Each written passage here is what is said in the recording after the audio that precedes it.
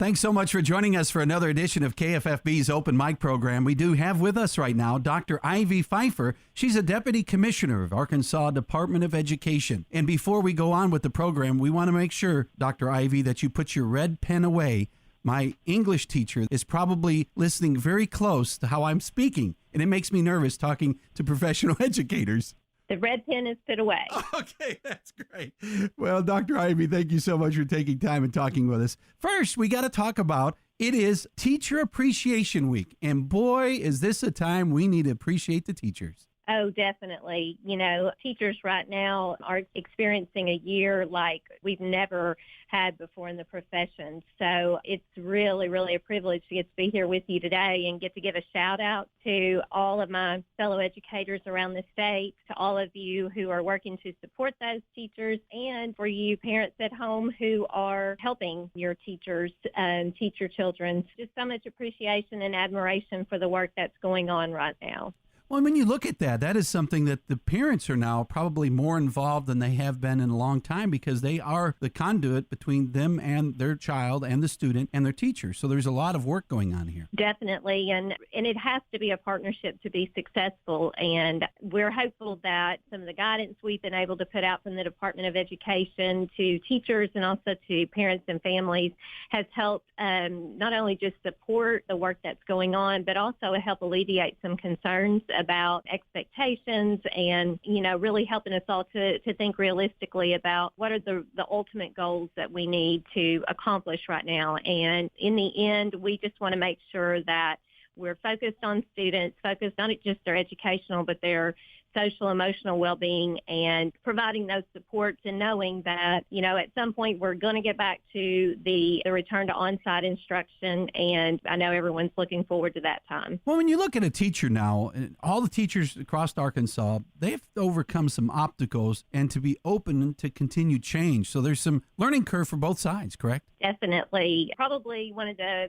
biggest learning curves from a statewide perspective has been that shift to off-site instruction using technology. And we've gotten to see some really great things. We've gotten to see some fun classes where teachers are getting better with Google Hangouts, whether it's Zoom lessons, whether it's LMS platforms where, you know, they're able to engage directly with their students. Sometimes it's more learning that's taking place at students' own pace or at their own time with pre-recorded learning activities. The Arkansas PBS resources continue to be an amazing tool for teachers and for parents, and we've seen some really engaging lessons come through that. So I think we've learned that learning really can take place anytime, anywhere, and it's challenging all of us to continue to look for, you know, what are those best resources that we can provide and continue to evolve in our thinking and our approach to learning.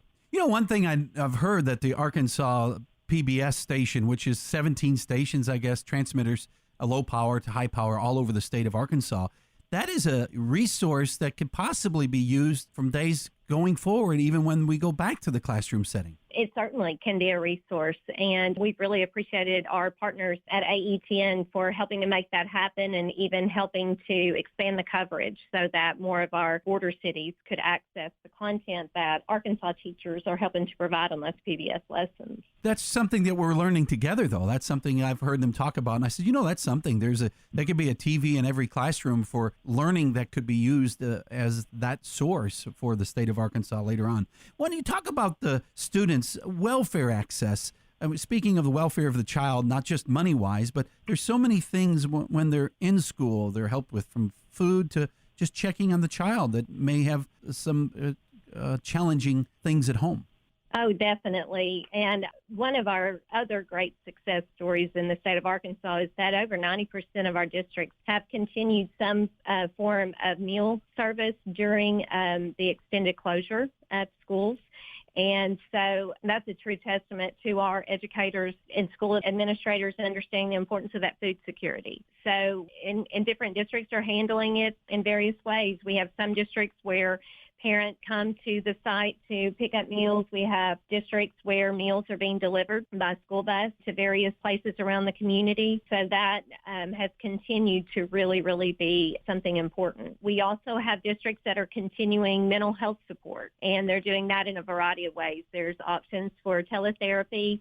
There are also options where schools have set up some safe sites and work with the Department of Health so that students can continue to get certain kinds of therapy. So, those are just two examples that really show how school districts are helping to meet, really still focusing on the whole child and continuing to meet those needs that are outside the academic realm. When you look at this pandemic that has hit the entire world, really, and you look back, what is something that you've taken away as a Department of Education that can help in the days to come? Oh, that's a great question. I think one of the hard things initially was maybe the fear of the unknown and just that loss of contact initially. I think a lot of us felt because, we weren't exactly sure what to do at certain points of time. And, there was a time period where people just weren't really sure what to do.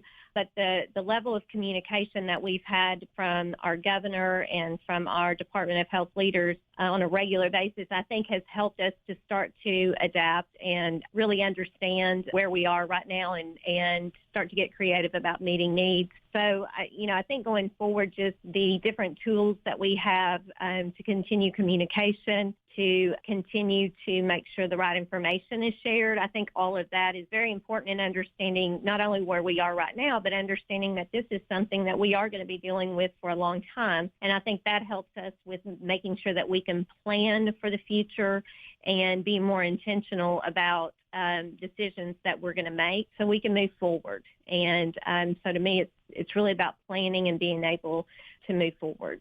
Yes, you look at that. The communication, I think, has been the cornerstone of Arkansas doing so well because everybody came together, and the line of communication is probably greater than anywhere else in the nation, I think.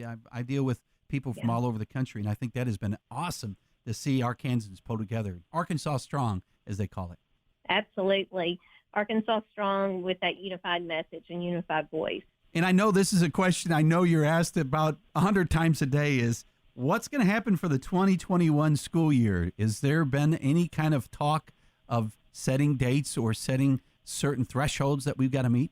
So those conversations are taking place. I wish we had a crystal ball that we could look at and know what was going to happen when, because that would obviously make the decisions a whole lot easier. But what we're doing now is just really trying to think through what the different phases are going to mean in terms of our returning to work, returning to learning. So obviously we all want to return to school. We want to have operations as normal as possible this fall, and hopefully that is exactly what will happen.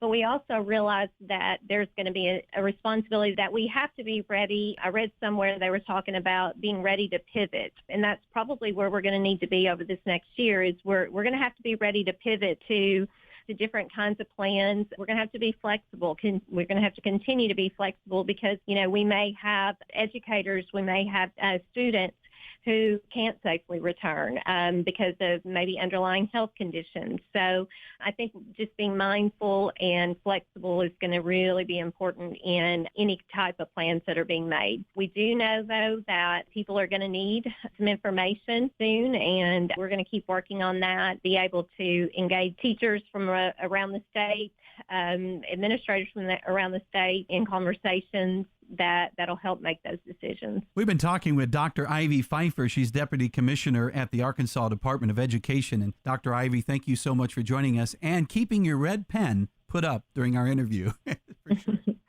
It's been a pleasure talking with you.